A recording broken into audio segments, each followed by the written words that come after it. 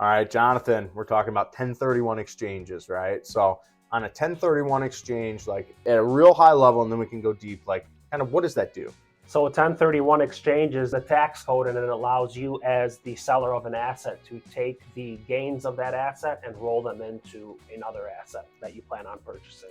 Yeah, so you take the gain. So if you bought this property for $500,000, today it's worth $2 million.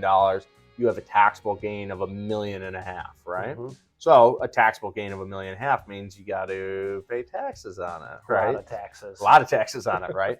And so 1031 exchange allows us to move that forward and defer, not dissipate, but defer our taxes into a larger building. Well, it doesn't have to be larger, but into a new building, right? And you get to defer that gain until when you're done with 1031, 1031, 1031, Absolutely. then that liability becomes the case, right? Yep. Now, so we're deferring our taxes using 1031 exchanges, right?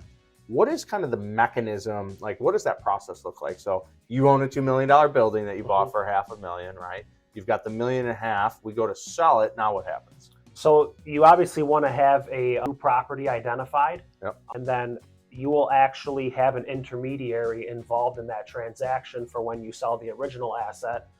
They will hold on to those gains essentially and then apply it towards the new asset once the closing takes place. Exactly. So that money doesn't actually come back to you as the seller. You're going to have an intermediary that holds the money, right? And then they apply it to the new property. Right?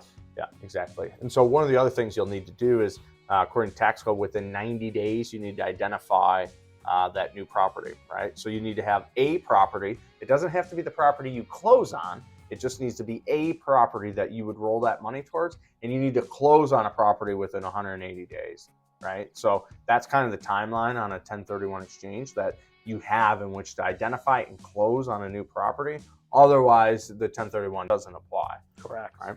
What do we teach here at the Delia Group in terms of 1031s? Well, we like to call it defer, defer, defer, die.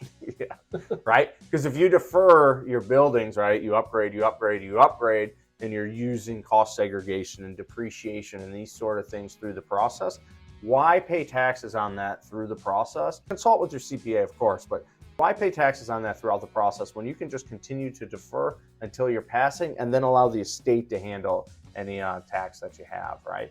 And so imagine living your whole life where you don't have to pay that bill, and then as you pass, the bill gets paid, right? Absolutely. So I call it the 4 Ds, defer, defer, defer, die. It's just a joke that we have internally, but it really gives you kind of the really blunt way in which to handle taxes while you're alive. So if you have any other questions about 1031 exchanges, we have great agents like Johnathon who specialize in investing amongst other things. We'd love to talk to you and identify some of those buildings for you. Appreciate it. Thank you. Thank you.